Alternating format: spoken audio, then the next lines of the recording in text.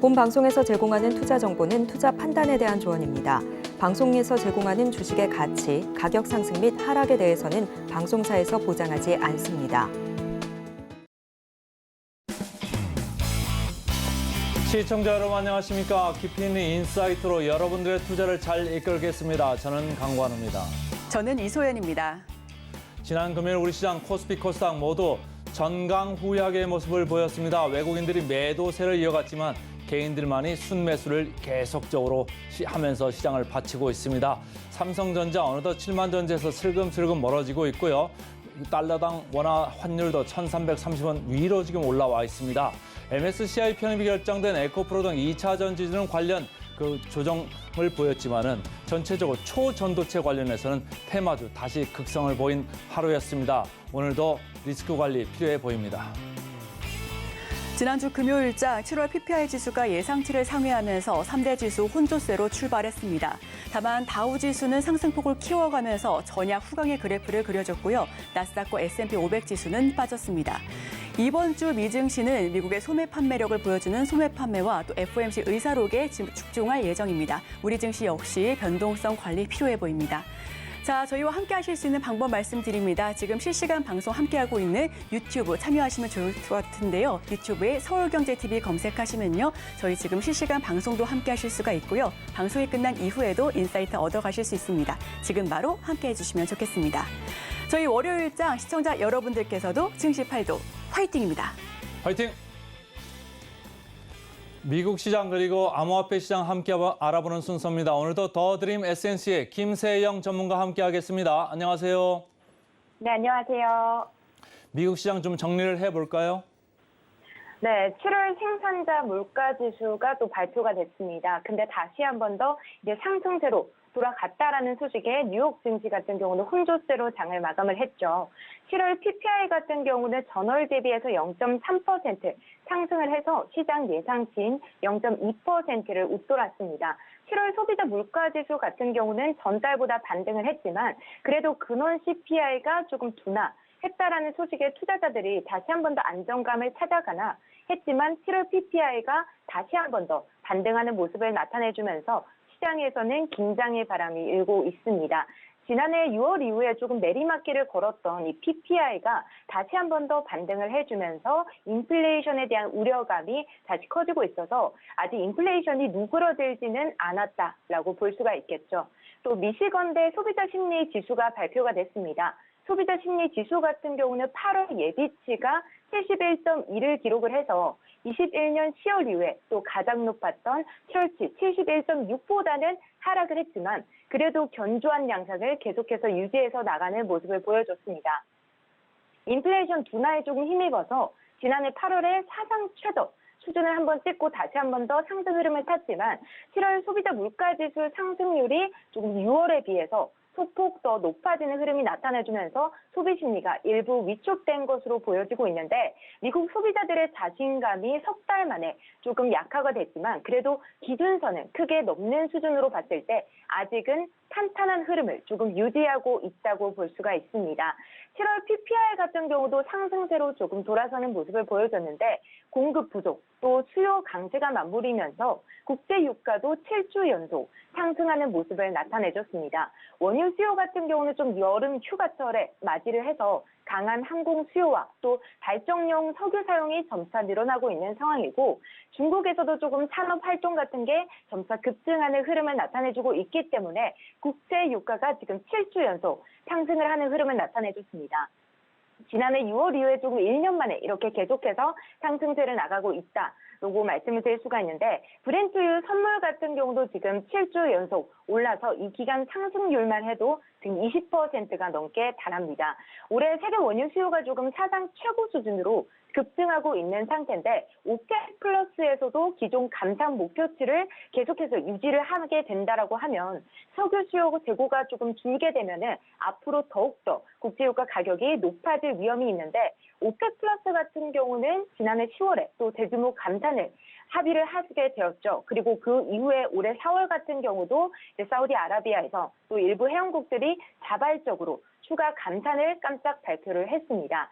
그리고 사우디 같은 경우는 지금 기존의 감산 기조를 최소 9월까지는 조금 이어가겠다라고 밝혔는데 7월 오펙 플러스 원유 생산량이 지금 2년 만에 최저치를 찍은 상황입니다. 특히 국제유가 같은 경우는 물가에 상당한 영향을 미칠 수밖에 없어서 계속해서 줄곧 상승세를 기록하고 있기 때문에 당분간은 조금 인플레이션 압력 둔화에 대한 확산을 갖기가 어려운 상황이지 않나라고 생각을 하고 있습니다.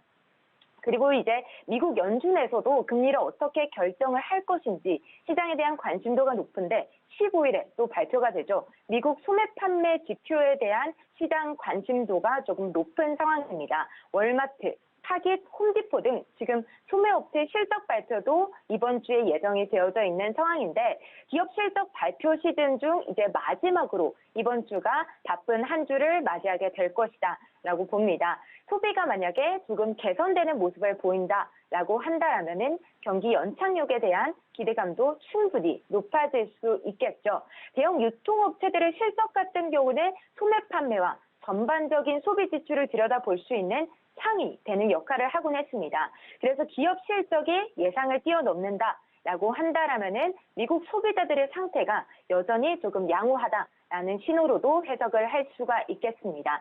15일 소매 판매에 이어서 또 16일 같은 경우는 7월 25일에서 26일에 진행되었던 7월 FOMC 의사록이 공개가 될 예정이죠. 그래서 앞으로 통화정책의 추이에 대한 조금 단서를 얻을 수 있지 않을까라는 기대감이 불고 있는 상황인데 지금 시카고 상품거래소 패드워치에 따르면은 현재 연 5.25%에서 5.5%의 금리를 다음 달에 동결을 할 것이다 라는 전망이 88%가량 차지하고 있는 것을 확인할 수가 있죠. 그래서 시장에서는 조금 여전히 패드가 9월 FOMC에서 기준금리를 동결할 것이다 라고 보고 있는 상황인데 하지만 패드 인사들 사이에서도 지금 긴축 통화 정책을 둘러싼 의견들이 팽팽히 엇갈리고 있는 모습입니다.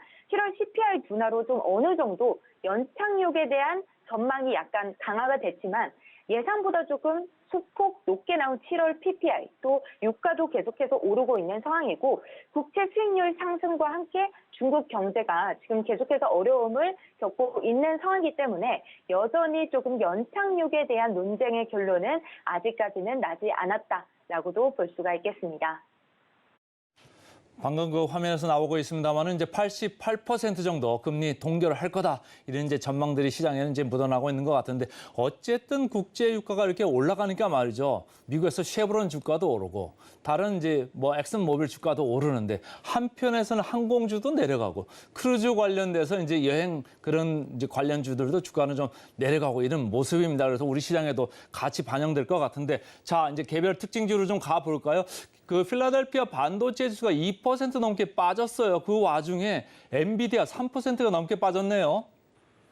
네, 지금 엔비디아 같은 경우는 3% 이상 급락을 하면서 관련주들이 조금 일제히 하락하는 모습을 보여주자 필라델피아 반도체 지수 같은 경우도 2% 이상 급락을 했습니다. 사상 최고치에 비해서 지금 엔비디아 같은 경우는 17% 넘게 폭락한 수치를 보여줬고 지난 일주일 동안에만 8% 넘게 급락을 해주면서 지난해 9월 이후 11개월 만에 최대 낙폭을 기록을 했습니다.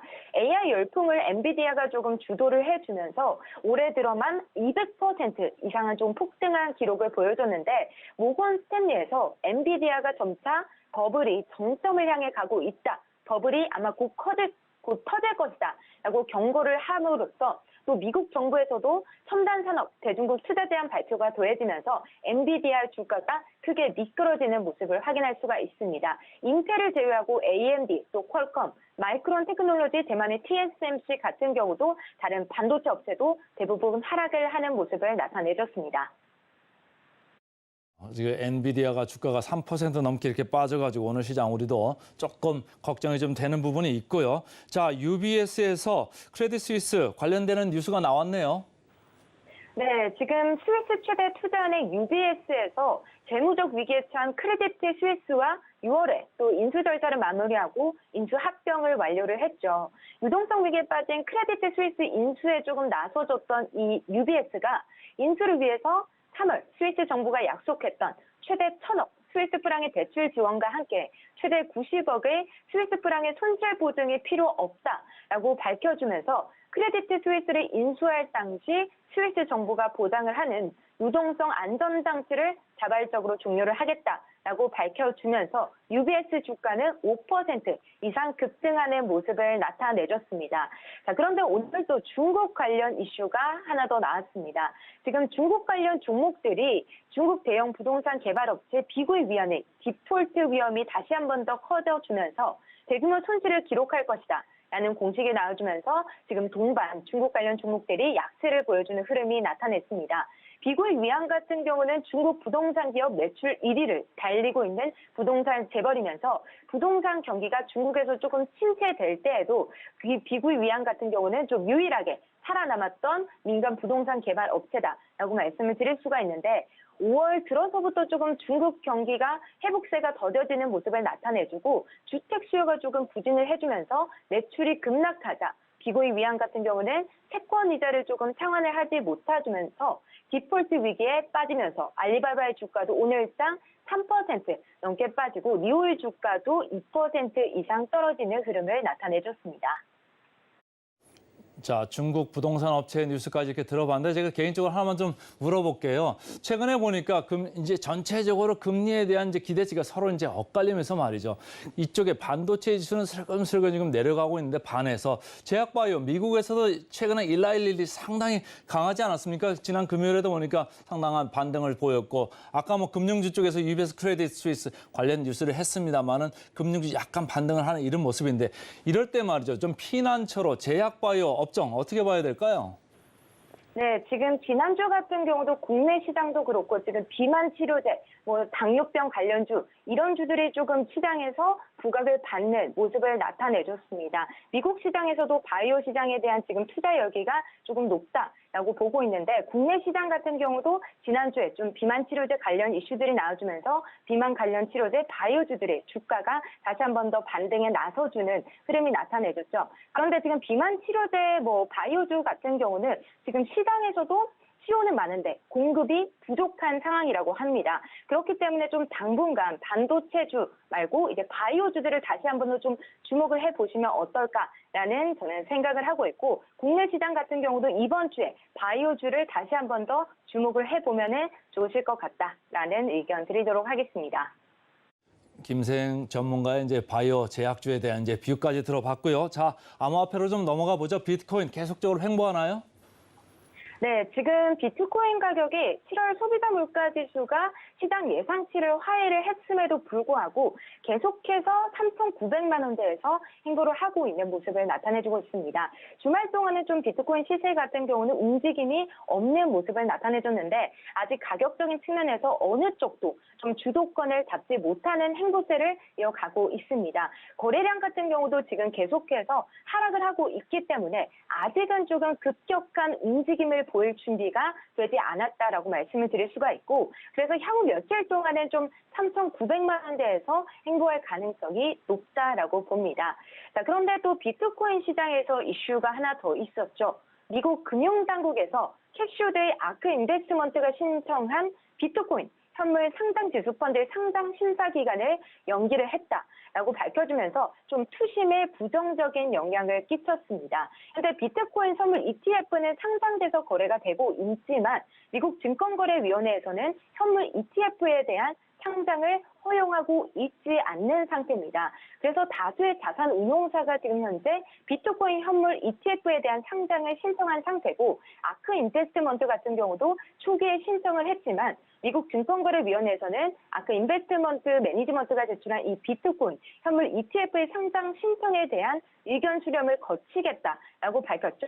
그래서 사실상 상장 심사 기한을 연장하는 조치를 내렸다라고 볼 수가 있기 때문에 앞으로 좀 당분간은 투심에 부정적인 영향을 끼치지 않을까라고 예상이 되고 있습니다.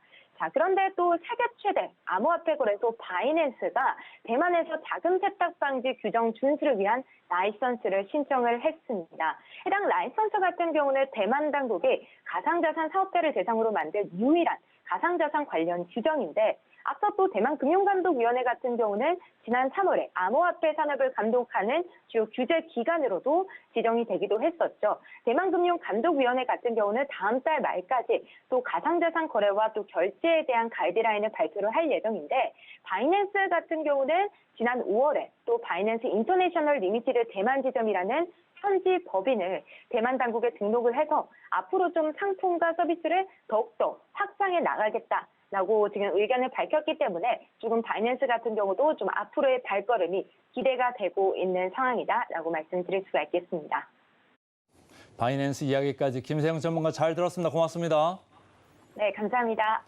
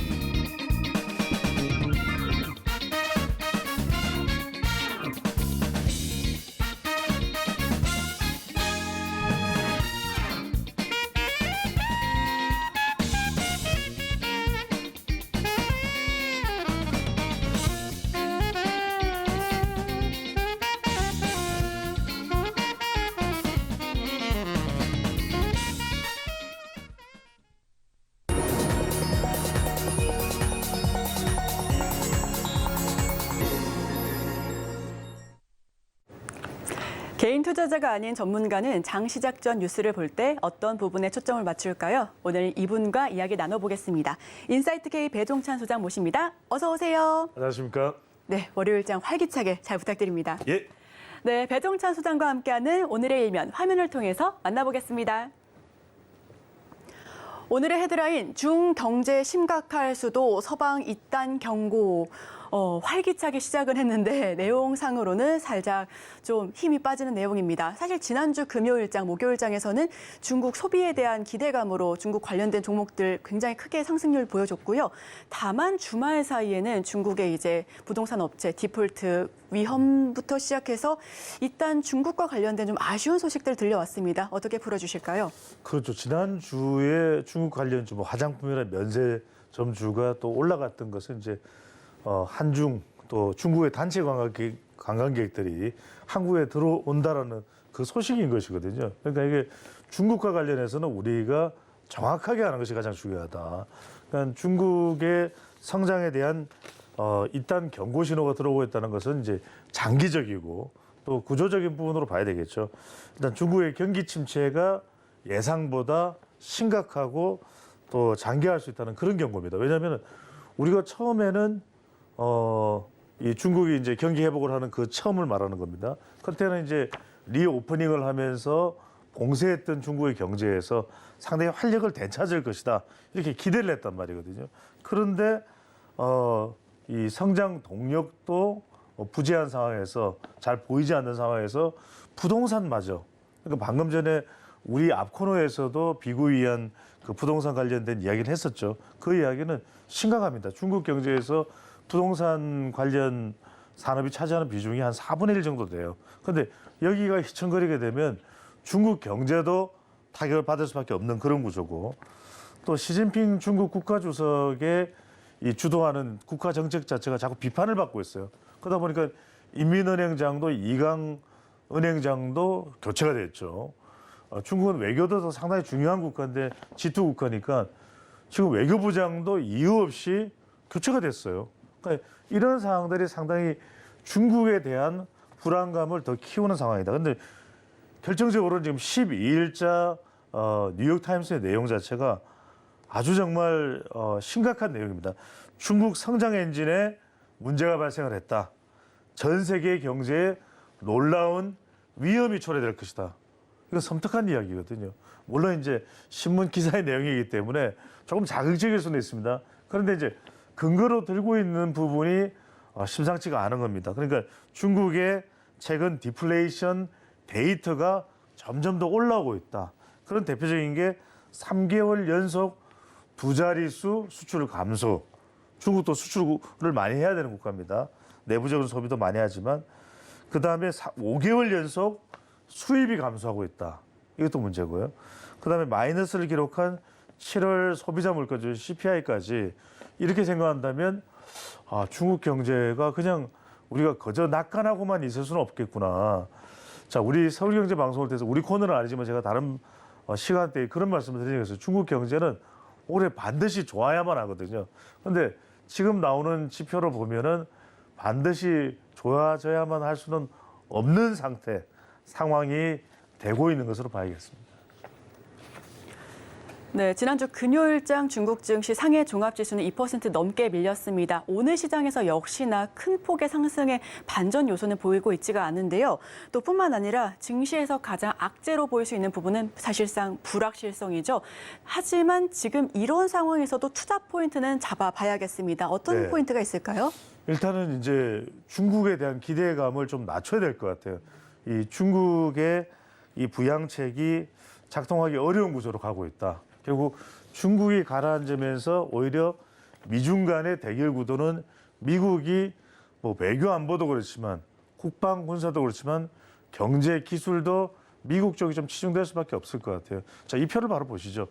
그러니까 중국과 관련된 지표 중에서 어느 하나라도 좀 긍정적인 시그널을 보이는 게 없어요. 그러니까 중국의 소매 판매, 고정자산 투자, 저 고정자산 투자가 중요한 것이 실제로 이제 인프라 투자를 계속 하는 겁니다. 그렇다면 당장은 아니더라도 앞으로의 기대감의 하나의 지표가 되거든요. 그런데 지금 주황색으로 표시되어 있는 추세 그래프를 보더라도 고정자산 투자가 자꾸 내려가고 있어요. 이것도 굉장히 심각한 거고, 또 하나는 이제 중국의 산업 생산과 수출을 보면은 수출과 수입이 왕성했던 것이 불과 2021년을 보시면 거의 지금 퍼센티지로 보더라도 상당히 높은 퍼센티지죠. 그런데 이제 왼쪽, 오른쪽에 수출과 생산을 보더라도 한참 가라앉아 있는 모습을 볼 수 있어요. 그러니까 수출도 반짝 좀 올라갔다가 리오프닝을 하면서 다시 꺼져가는 저런 상황이 이제 이 지표상으로도 염려가 된다라는 겁니다. 뭐 우려 이상이죠. 그러다 보니까 이제 올해 6월 달에 이제 방금 전에 보셨던 이 소매 판매를 보더라도 지난해 6월 동기와 대비를 했을 때 3.1%밖에 증가되지 않았다. 지금 중국이 목표로 삼는 것이 경제 성장은 지난 3월 달에 량호이 양회에서 5.5%를 냈고 리창 총리는 뭐라고 얘기를 했냐면 뭐 더 올라갈 수도 있다. 더 성장이 더 올라갈 거다. 자신감을 표방을 했었는데 그런 식으로 지금 가고 있지 않죠. 그러니까 지표상으로 워낙 좋지 않은 상황이다 보니까 뉴욕타임스에서도 물론 미국을 단순히 미국이 이 언론에서 중국을 공격하기 위한 내용이 아니에요. 지표를 가지고 봤을 때 이거 디플레이션 아니야 하는 정도의 우려가 실질적으로 나오고 있고, 그러면 오히려 중국 경제가 미국 경제와의 경쟁에서는 당분간은 좀 뒤처질 수밖에 없는, 미국이 오히려 기선과 기회를 잡아가는 구조가 될 수 있다는 걸 우리 투자자 입장에서 좀 분명히 알 필요가 있는 거겠죠. 네, 사실상 지난주에는 중국 소비와 관련된 종목들 굉장히 큰 폭의 상승률 보여줬습니다.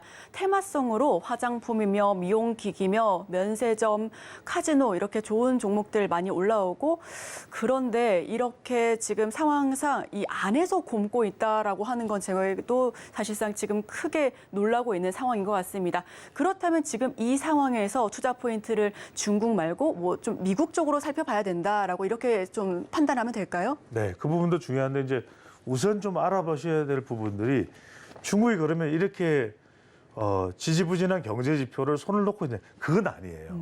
근데 이제 그게 얼마나 효과가 있을지가 중요한 겁니다. 그래서 중국은 또 이렇게 한참 더울 때 이맘때쯤 보통 이제 7월 말이나 8월 초에 여러분들이 중국은 공산당이라고 하는 이 지도 시스템을 분명하게 잘 알고 계셔야 돼요. 그래서 매년 3월이면 리양후이 양회를 통해서 전부 국가 정책의 이제 방향을 결정하는 것이고, 여름 정도가 되면은 또 하반기에 대해서 어떤 좀 경기 부양책이나 경제 방향을 정해야 될지 베이다이허 회의를 해요. 여기가 어디냐면 여름에 이제 더우니까 휴양지입니다. 그러니까 시진핑 주석을 비롯해서 뭐 리창 총리나 이제 가서 이제 물에 몸을 담그고 하오 이러면서 이제 서로 경제 관련되는 이야기, 정치 이야기 하는 건데 그러니까 상당히 기대감을 가집니다. 그러니까 그럼에도 불구하고 이게 정확하게 언제인가는 이야기 안 해요.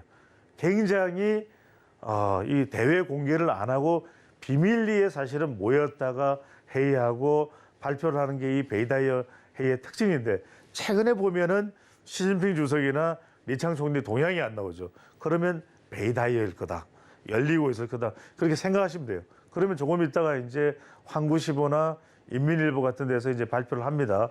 중국에서 또 리창 총리가 직접 발표를 할 수도 있고 자, 이런 부양책을 하겠다. 근데 아까 중국의 많은 고민이 뭐라고 했습니까? 부동산이거든요. 그러니까 부동산을 지금 가라앉아 있는 이 부동산을 좀 끌어올릴 수 있는 부양 패키지까지 포함된 안을 중국이 이제 내놓으려고 할 텐데 자, 이 내용이 과연 얼마나 효과적일 것이냐. 근데 문제는 뭐냐면 흥다그룹이 이 부동산 기업인데 이 파산했던 거 우리 기억할 겁니다. 근데 네. 17일 중국 대형 부동산 개발사인 완다그룹이 이 디폴트 가능성이 시사되고 있어요. 그러면 이것도 굉장히 어려운 건데 지금 우리가 중국 그러면은 중요한 지수가 두 가지가 있죠. 상하이 지수와 선전 지수인데 여기에 올라 있는 대부분의 거의 다라고 봐도 과언이 아니에요. 대부분의 부동산 개발 기업들이 다 적자예요. 다 지금 마이너스입니다. 그러니까 상반기에 이 거래소에 상장되어 있는 기업들의 실적이 다 마이너스다. 자, 여기서 이제 우리가 투자자 관점에서 생각할 때 중국 관련했을 때 우리가 산업이나 종목을 보면은 그래도 건설기계 쪽을 좀 긍정적으로 봐요. 왜냐하면 중국이 대규모 이 건설 산업들이 그래도 워낙 땅덩어리가 넓고 국가 규모가 크니까 그럴 때 자국 내에서 건설기계만으로 다 소화가 안 됩니다. 그래서 HD, 현대 인프라코어나 이런 건설기계 쪽으로 좀 더 우리가 종목도 추천을 해드리곤 하는데 지금은 그런 상황이 아닙니다. 자, 이 표를 한번 보시죠. 자, 이 표가 왜 중요하냐면 중국의 GDP 성장률이 녹색으로 자, 약간 옅은 그린 색깔로 돼 있는 막대 그래프고 위에 붉은색으로 돼 있는 것이 부동산 부분이 얼마만큼 중국 경제에 기여하느냐는 부분이에요. 근데 기여도가 2005년, 2010년 무렵만 해도 상당히 높죠, 그죠? 그런데 15년, 2020년 오면서는 별로 안 돼요, 이게. 근데 지금은 더 낮아진 겁니다. 그만큼 부동산 경기가 안 좋다. 부동산 분야가 지금 중국 경제를 견인하기는 매우 어려운 상황이다. 이런 걸 여러분들이 정확하게 좀 이해를 하실 필요가 있습니다. 그래서 이제 일단 그래서 나올 기대를 하는 부동산 부양 패키지가 뭐냐면 왜냐하면 지금 은행권도 지나치게 지금 파산 지경이 있는데 이 부동산 관련 회사에 투자를 할 수가 없어요. 은행권도 중국 은행권도 그만큼 부실해지는 거죠. 그래서 뭐냐면 꼭 이제 대출이나 이런 부분들을 규제를 높여서 묶어두고 있는데 좀 경기 부양을 하려면 어떤 이야기가 나오냐면 많은 중국인들이 살고 싶어하는 일선 도시가 어디냐면 규모가 이제 인구가 큰 도시, 많은 도시들이에요. 베이징이나 상하이에 이 규제를 풀어달라. 근데 이거 풀기 시작하면 대출도 마음껏 해달라. 그러면 또 이제 아파트 대규모로 짓기 시작하면 이게 또 부동산 거품이 될 가능성이 상당히 높다 보니까 이것까지는 포함되지 않을 가능성이 높다. 그렇다면 포함되는 정도의 부양 패키지는 뭐냐면 이선 도시가 인구가 얼마나 되는 줄 압니까? 글쎄요. 인구가 300~400만, 400~500만이니까 우리가 보기에는 대도시야. 근데 중국이 보기에는 그냥 뭐 제일 대규모 도시는 아니고 그다음이 이선 도시입니다. 여기 정도는 좀 규제가 완화할 거라는 이야기가 나오는데 이것만으로는 충분하지 않다. 부동산 경기를 회복시킬 만한 돌파구가 안 될 것이다. 이런 전망과 분석이 나오고 있는 것이죠. 네, 저희 소장님과 함께 활기차고 즐겁게 월요일을 시작하고 싶었으나 경각심 이야기를 다루고 있습니다. 지금 중국 상황이 그렇게 좋지만은 않고요. 하지만 여기에서도 투자 포인트는 반드시 있고 또 투자 포인트가 아니더라도 피해가야 할 부분도 반드시 있습니다. 미증시 지난주 금요일자 나스닥 크게 빠지고 또 필라델피아 반도체가 크게 빠졌습니다. 나스닥 약보합권에서 마감했죠. 뉴욕에서도 반도체가 지금 부진한 상황이고 또 이렇게 둘러봤을 때 아시아 특히 중국권 증시마저도 이렇게 지지부진한 상황이라면 우리는 지금 어디서 투자 포인트를 잡아봐야 하고 어떻게 수혜 업종들을 찾아봐야 할까요? 그렇죠. 일단은 이제 중국 이야기와 미국 이야기를 이어서 제가 빠른 속도로 전개를 하나 갈 겁니다. 여러분들 이걸 좀 꼭 귀담아 들어주시면 좋은 게 중국의 기회보다는 미국의 기회를 찾아라. 왜냐하면 지금 중국이 지금 휘청거리고 경고등이 들어와 있는 상태에서 우리 정시도 부정적인 영향을 받을 수밖에 없습니다. 2600을 코스피 지수가 더 돌파하느냐, 그 위로 안착할 수 있느냐도 지금 중국의 하반기 경제 회복과 관련돼 있는데 방금 전에 이제 우리가 시작할 무렵에 앵커께서 그 이야기를 하셨었어요. 이제 한국과 중국 사이에 중국이 이제 단체 관광 계획을 우리나라로 보낼 수 있으니까 화장품 관련주가 들썩들썩했다. 이게 단기적으로는 작동할 겁니다. 근데 장기적으로는 중국과 관련된 산업이나 종목들이 강한 기대감을 가지기는 좀 쉽지 않을 거예요. 장기적으로는. 근데 지금 우리 정시는 또 2차 전지를 비롯해서 테마주 성격으로 가요. 테마주 성격으로 가고 있기 때문에 2차 전지, 반도체, 뭐 AI, 초전도체, 로봇, 뭐 생산형 반도체까지 이런 식으로 조선까지 가고 있는데 이 중국도 뭔가 이렇게 테마로 묶일 수 있다면 그 부분은 조금 기대감을 가질 수 있습니다. 왜냐하면 중국도 중국 내부에서 또 연계되는 그런 테마의 성격이 있기 때문에. 근데 그게 아니라 중국 전반의 경제를 놓고 보면은 우린 점점 좀 비중을 줄여갈 수는 밖에는 없는 상황일 거다. 이렇게 해석할 수밖에 없고. 자, 18일이면 이제 뭐가 있습니까? 18일이면 한미일 정상이 만나는 캠프 데이비드. 그러니까 워싱턴으로부터 한 300에서 350km 떨어져 있는 메릴랜드주의 대통령, 미국 대통령의 여름별장입니다. 캠프 데이비드로 가보겠습니다. 자, 캠프 데이비드에서 8월 18일 만난다는 건 뭐냐 하면 중국이 안 좋은 상황에서는 한국에는 또 일본도 마찬가지겠죠. 기회가 된다는 겁니다. 왜?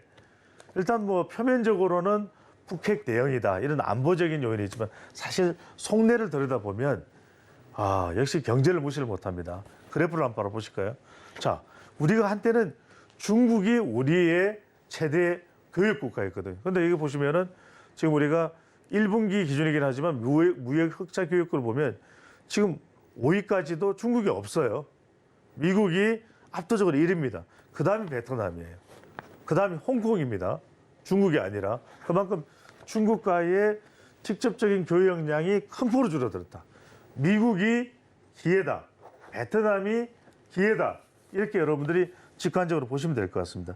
그래서 지금 우리가 이야기를 미국과 좀 더 새롭게 나눌 수 있는 부분이 IRA법에 대해서 표면적으로는 내놓고는 한국도 우쭈쭈 해줄게, 일본을 조금 더 해줄게라는 걸 말은 하지 못하지만 뭔가 좀 이야기가 전개될 가능성이 상당히 높습니다. 그러니까 지난번 국빈 방문 때는 내놓고 하지 못했지만 이제는 중국이 어려운 상황 속에서 한국과 일본을 붙들어야 되는 또 미국의 또 속내가 있기 때문에 또 한편으로는 미국과 관련된 2차 전지, 미국과 관련된 반도체 부분에 대해서는 더 눈여겨 보실 필요가 있겠습니다.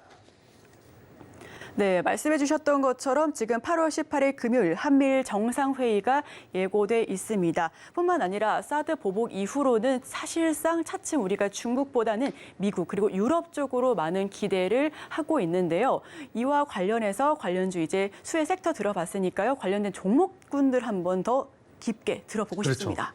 이 기업들을 제가 어떻게 명칭을 붙였냐면 너무 이게 용어에 너무 좀 지나친 의미를 부여하실 필요 없습니다. 그런데 저는 반중 친미 기업이다. 그 이야기는 미국을 레버리지로 지네들로 상당히 활용할 수 있는 기업인데 첫 번째는 풍산입니다.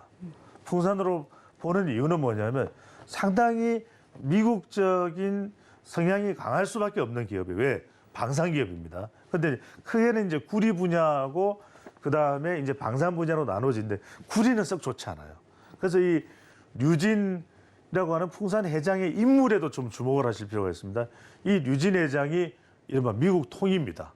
그러니까 미국 통이고 방산 쪽을 앞으로 더 확대할 수밖에 없는 회사의 기업의 방향성을 본다면 좀 주목해 볼 필요가 있다.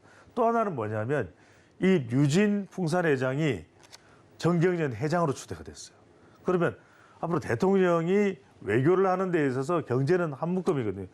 바이든 대통령을 만나든 또는 영국 총리를 만나든 일본 총리를 만나든 유진 회장은 계속 동행할 수밖에 없다. 그러면 그 이야기는 뭐냐면 가서 자기 기업 이야기는 못한다 하더라도 상당히 풍산 쪽에 유리하게 작동할 수밖에 없다. 이 부분을 여러분들이 풍산의 실적도 실적대로 상당히 이 방산 부분은 좋게 또 폴란드하고의 관계도 있고 좋게 되고 있는 상황이기 때문에 눈여겨보실 필요가 있겠습니다.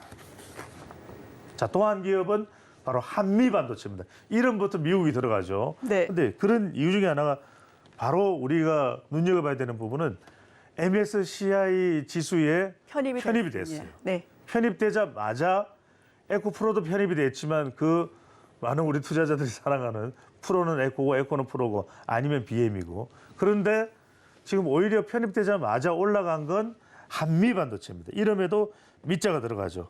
그러니까 이 MSCI 이머징 마켓을 생각하면 앞으로도 더 올라갈 여지가 있다. 이게 중요한 것이고 또 하나 중요한 건 HBM이라고 합니다. 고대역 폭 메모리.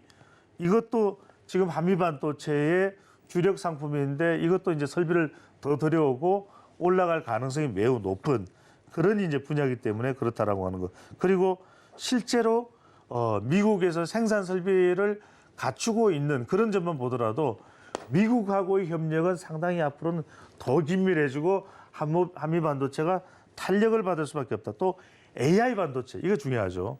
뭐 이제 지금 테슬라에서도 로봇을 옵티머스를 만들고 있는 그런 상황이기 때문에 이 한미 반도체가 HBM 제조 장비의 중심 역할을 할 수 있기 때문에 한미 반도체 이름에도 미자가 들어갑니다. 눈여겨보실 필요가 있고 마지막으로는 하나솔루션입니다. 하나솔루션 이 솔루션이 미국에서만 해결될 수 있는 솔루션입니다. 왜? IRA법 미국의 인플레이션 감축 법안이 사실은 이게 전기 자동차나 2차 전지에 지원을 해주는 거죠. 가장 큰 혜택을 받을 수 있는 회사가 바로 하나솔루션입니다. 신재생에너지, 태양광, 폴리실리콘 그동안 중국이 견제하기 때문에 가성비에서 중국에 못 미치는 경우들이 많았거든요. 그런데 중국을 일단 IRA법이 견제를 해주잖아요. 자, 중국은 치워줄게.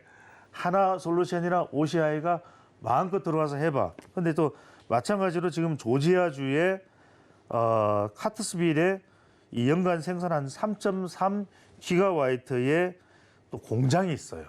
그러니까 미국의 특징은 가뜩이나 이 재생에너지 쪽으로는 신재생에너지 지원을 해주는데 공장이 어디 있다? 미국에 있습니다. 근데 하나만 있느냐? 아니다. 조지아주의 달통 공장은 지금 연간 모듈 생산 능력을 1.7기가와트에서 5.1기가와트로 늘린다. 그러니까 이게 더 사랑받을 수 있는 겁니다. 가뜩이나 신재생 에너지에 대해서는 중국은 치워주고 한국 기업들 들어와서 마음껏 혜택 좀 이런 상황인데 하나솔루션은 공장까지 또 미국에 있네요. 솔라허브라 그러죠. 그러니까 더 앞으로 주목받는 물론 이제 약간 변수도 있습니다. 이건 우리 시간에 다 말씀드린 게 그런데 그럼에도 불구하고 주목받을 수 있는 기업은 풍산, 한미반도체, 하나솔루션을 추천해드리겠습니다. 네, 세 가지 종목을 너무나 재밌게 풀어주셨습니다. 풍산과 한미 반도체 그리고 한화솔루션이죠. 중국 같은 경우에는 지금 소비에 대한 기대감으로 테마를 형성하긴 했지만 이게 길게 가지는 못할 것 같습니다. 또 주말 사이 나왔던 부동산 관련된 이슈로 인해서 오늘 장에서 해당 테마들 다시금 살펴보셔야 할 것 같으니까요. 이 부분까지도 함께 짚어보시면 좋겠습니다. 지금까지 인사이트K 배동찬 소장님과 함께했습니다. 오늘 말씀 고맙습니다. 감사합니다.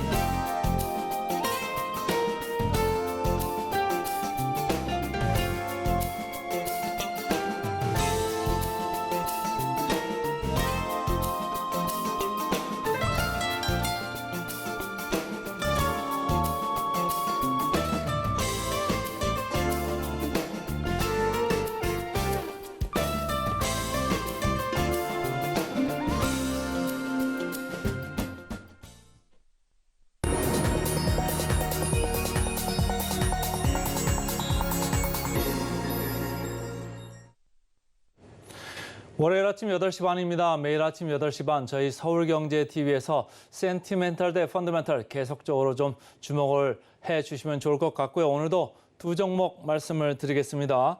센티멘탈로 TNL 창상피복제 회사죠. 펀더멘탈로 LS 이렇게 두 종목입니다. 자, 그 TNL부터 먼저 들어가 볼까요? 차트를 좀 먼저 구경을 하시겠습니다. 자, 보시면 제가 제목을 피부 미용의 시대다 이렇게 얘기를 했죠. 그래서 오른쪽에 보시면 원택, 비올, 연초 대비해 가지고 뭐 200% 이렇게 이상 올라와 있습니다. 지금 클래시스, TNL, 제이시스 메디칼 이 순서로 연초 대비해 가지고 주가 수익률을 제가 이렇게 차트로 담아봤습니다. 자, 최근에 보면 말이죠. 외모를 갖다 상당히 중시를 하면서 여러 가지 이제 의료기기 업체나 피부 미용 업체나 이렇게 관련돼서 나오는데 이 회사는 창상 피복제 회사입니다. 여러분들 이제 피부에 트러블이 있고 그럼 뭘 이제 패치를 붙이시죠. 옛날에 이제 파스라고도 했습니다만 조그맣게 해가지고 투명한 것도 있고 마이크로 니들로 된 그런 패치도 있고요. 또 그래서 이런 회사가 지금 미국이나 북미에서 계속적으로 지금 좋은 성적을 거두고 있다. 그래서 2분기 실적도 좋을 것 같다. 그래가지고 주가가 괜찮은 것 같은데 지난 금요일에도 TNL 주가가 상대적으로 괜찮았습니다. 그래서 제 레이더에 걸렸다 이렇게 보시면 되고요. 자, SK증권에서 나온 리포트 보겠습니다.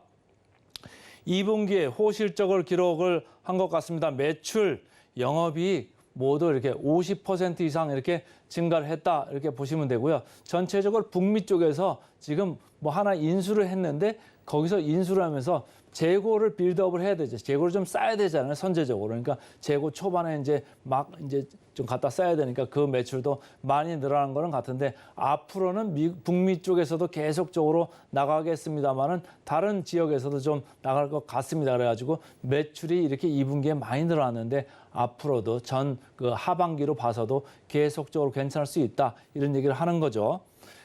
자, 인수 이후에 50% 지금 채널이 확대가 됐습니다. 그래가지고 이 인수 효과를 지금 톡톡히 연결 실적으로 보고 있다. 이렇게 보시면 되겠습니다.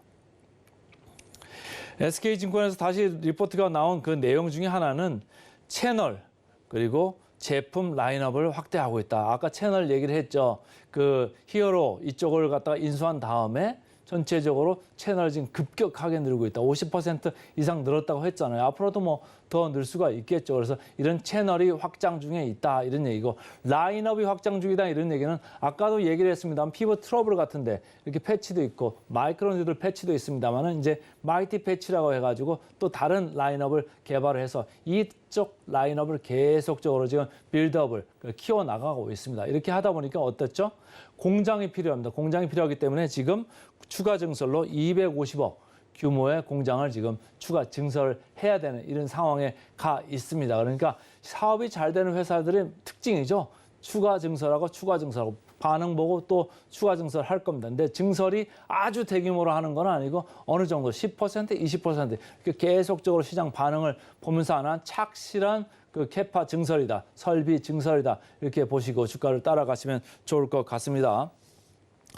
차트를 보겠습니다. 차트 7월 27일 날 45,000원이 저점이었습니다. 지금 이제 54,700원까지 이렇게 왔다가 조금 더 내려간 부분이 있습니다만은 전체적으로 보면은 거래량이 많이 이렇게 증가를 했죠. 거래량이 많이 증가를 하면서 기관 이렇게 외국인 쌍끌이 매수가 다시 출현을 했습니다. 그래서 제가 쌍끌이 매수 재출현이다 이렇게 보는 건데 이렇게 거래를 많이 시키고 기관과 외국인이 한번 들어오면 크게 꺼지지가 않습니다. 지난 몇 달 동안 쭉 이렇게 밀려 내려왔을 때 개인들이 샀겠죠. 개인들이 샀을 텐데 여기서 이제 파실 수도 있습니다만 조금 더 기다리셨다가 파셔도 될 것 같다 이런 생각을 저는 개인적으로 해봅니다. 그 이유는 바로 이런 거죠. 역사적 밸류를 봤을 때 말이죠. 이게 지금 중앙 정도에 와 있죠. 중앙에서 조금 위쪽으로 가 있는 느낌도 있습니다만 전체적으로 하단보다는 상단으로 좀 올라갈 가능성이 있어 보이는 이런 역사적 밸류 밴드네요. 많이 올라갈 때는 PBR로 봐서 4배도 넘어갔던 이런 주식이거든요. 그리고 PER로 봐서도 현재 이쪽에 와 있습니다. 지금 10배가 좀 채 안 되고요. 그래서 전체적으로 올라갈 것 같습니다. 정확하게 보겠습니다. 23년 예상 실적을 기준으로 한 PER 11.2배밖에 안 됩니다. 전체적으로 지금 보시면은 제이시스 메디칼, 비올, 레이, 원텍, 클래시스, PER이 지금 어디가 있습니까? 25배를 다 넘어가잖아요. 근데 이 회사는 지금 11.2배입니다. 그러니까 상대적으로 낮죠. 물론 이제 밑에 있는 업체들은 그 피부 미용 관련된 기기 매출도 있고 한번 기기를 매출하고 나면 뭘 하죠? 또 계속적으로 메인티넌스로 나가는 게 있죠. 소모품들이 나갑니다. 소모품들이 나갈 때는 원가율이 아주 낮습니다. 그러니까 마진이 어마어마하게 크죠. 지난번에도 예를 들면은 뭐 마진이 90%, 95% 이 정도까지도 소모품이 나간다 이런 얘기를 했어요. 그리고 소모품의 매출 비중이 점점 커지기 때문에 한번 기계를 쫙 깔아놓고 나면 그 다음에는 계속적으로 자연적으로 매출이 발생할 수밖에 없는 이런 구조인데 반해서 TNL은 계속적으로 창상 피복제니까 이건 뭐 계속적으로 팔아야 되는 거잖아요. 그러니까 조금 달리 볼 수는 있는데 어쨌든 지금 평균으로 보고 있는 PER이 25배입니다. 25배 대비해서 11.82배 이거는 좀 많이 낮다 이렇게 보는 거죠. 그래서 목표 주가를 이렇게 최근에 보니까 쭉 이렇게 올라가는 추세에 있어요. 그래서 제가 목표 주가 대비 괴리율을 보니까 43% 정도 이렇게 나오고 있습니다. 그래서 상승 여력 43% 돼 보이는 TNL 오늘 센티멘탈 주식으로 먼저 말씀을 드렸습니다. 그 다음 주식 말씀을 드리겠습니다. 그 다음 주식은 LS입니다. LS. 최근에 LS 그룹 관련주들이 주가가 좋죠? 차트를 한번 보시겠습니다. 빨간 줄로 된 게 효성중공업입니다. 최근에 아주 변압기 관련해가지고 상당히 그 주가가 좋았죠. 실적도 아주 잘 나왔습니다. 이렇게 주가가 많이 리레이팅이 됐는데도 불구하고 주가가 많이 안 밀려 내려오고 있습니다. 그 다음으로 LS 일렉트릭입니다. 이 파란 줄로 이렇게 돼 있는데요. 주가가 고점을 치고 약간은 조정을 받았습니다만은 아직도 좋게 보는 사람들이 많고 최근에 목표 주가들이 많이 올라갔죠. 그래서 LS 일렉트릭을 자회사로 들고 있는 LS입니다. 그러니까 LS 일렉트릭 주가도 상당히 LS의 주가에 도움을 많이 주고 있다. 이렇게 보시면 되고요. 현대 일렉트릭도 LS 일렉트릭과 주가가 궤를 같이 하고 있습니다. 중전기 부분에서 전기 인프라 관련돼가지고 전 세계 수요가 지금 아주 좋고 특히 북미 쪽에서 좋거든요. 그리고 신재생 에너지 쪽에서 많이 가면서 이쪽이 좋아질 수밖에 없는 이런 부분입니다. LS도 최근에 주가가 좋습니다. LS는 어떻게 보면 양수 겸장이에요. 양적으로도 좋고 마진으로도 좋고 그래서 양적, 질적으로 상당히 좋은 회사인데 이 회사는 또 LS 전선도 있지 않습니까? 그러니까 해적 케이블로 여기에서 이제 풍력 발전이 많아지면 많아져서 풍력 발전이 앞으로 연평균 20%씩 이렇게 성장을 한다고 합니다. 이렇게 성장을 하게 되면 조금 가까운 해안에서 하다가 먼 이제 바다까지 나갈 수 있죠. 그러면 거기를 다 해적 케이블로 이렇게 해가지고 육지까지 들어와야 되거든요. 그러니까 해적 케이블이 점점 수요가 많아질 수밖에 없습니다. 이쪽이 마진이 상당히 높죠. 그러니까 이쪽을 계속적으로 좀 지켜봐야 되는데 LS전선 아시아도 같이 이렇게 주가가 좋습니다. 한국투자증권에서 리포트가 나왔죠. 한국투자증권에서 제목이 달콤한 호황의 맛을 지금 보고 있다 이런 얘기예요. 그래서 제가 아까 말씀드린 양적인 그런 성장 그리고 질적인 성장 이런 게 계속적으로 이어지고 있습니다. 양적인 성장 아까도 말씀드렸습니다만은 LS 일렉트릭이 상당히 지금 고성장을 하고 있다. 그래서 최근에 2분기 실적도 서프라이즈가 나왔습니다. 상당히 서프라이즈가 나와서 지금 컨센서스 대비 너무 높게 나오기 때문에 주가들이 다 좋았고 목표 주가도 계속 올리고 이익도 계속 올립니다. 그러면 LS는 이 회사를 지금 자회사를 들고 있죠. 그러니까 연결 실적으로 들어오기 때문에 이 회사도 생각보다 잘 나오고 잘 나올 수밖에 없는 이런 구조적인 그런 회사입니다. 그리고 LS전선이 신규 해저 전력선 공장을 본격적으로 하반기에 가동을 할 것 같습니다. 이쪽이 마진이 괜찮은데 이쪽이 아무래도 들어오면 양적으로도 그러니까 좋다는 얘기고요. 질적으로도 마진이 좋기 때문에 또 연기 실적이 잘 나올 수밖에 없겠죠. 자, 그래서 이 한국투자증권은 목표 주가를 15만 원으로 30% 상향을 했습니다. 목표 주가를 상향을 했습니다. 주가는 약간은 머무르고 있습니다만 앞으로도 좋을 수가 있다 이렇게 보시면 좋을 것 같고요. 삼성증권 글로벌 인프라 구축의 수혜주다 이렇게 생각을 하고 있습니다. 아까 말씀드린 LS 일렉트릭 호실적 계속될 수 있다, 지속 가능하다 이렇게 보는 거죠. 그리고 LS 전선도 24년부터는 본격 성장이 가능하다 이런 얘기를 하고 있습니다. 그런데 이 LS는 또 뭐가 있죠? LS M&M, 옛날에 LS 니코동이죠. 여기서 계속적으로 지금 뭘 하려고 하고 있습니까? 최근에 전구체 사업에 합작법인으로 진출한다 이런 얘기가 나왔었죠. 저도 센티멘탈 펀더멘탈 코너에서 몇 번을 이렇게 말씀을 드렸었는데 또 자회사, 손자회사 상장 호재도 있습니다. 그래서 좋게 보시면 좋을 것 같고, 자 주가를 보시면은 외국인이 주도를 하고 있습니다. 최근에 고점을 쳤습니다만 좀 내려왔고 역사적 밸류 밴드 봤을 때는 지금 상단을 치고 올라가 있습니다. 그래서 전체적으로 리레이팅이 돼 있고 목표 주가 대비해서는 조금 올라갈 가능성이 많은 게 PER이 낮죠. 그래서 목표 주가 대비해서는 14% 남아 있습니다. 그래서 오늘은 센티멘털로 TNL, 펀더멘털 LS 두 종목 말씀드렸습니다. 저희는 증시 구로 바로 이어서 돌아오도록 하겠습니다. 개장 방송도 서울경제TV와 함께 하시죠.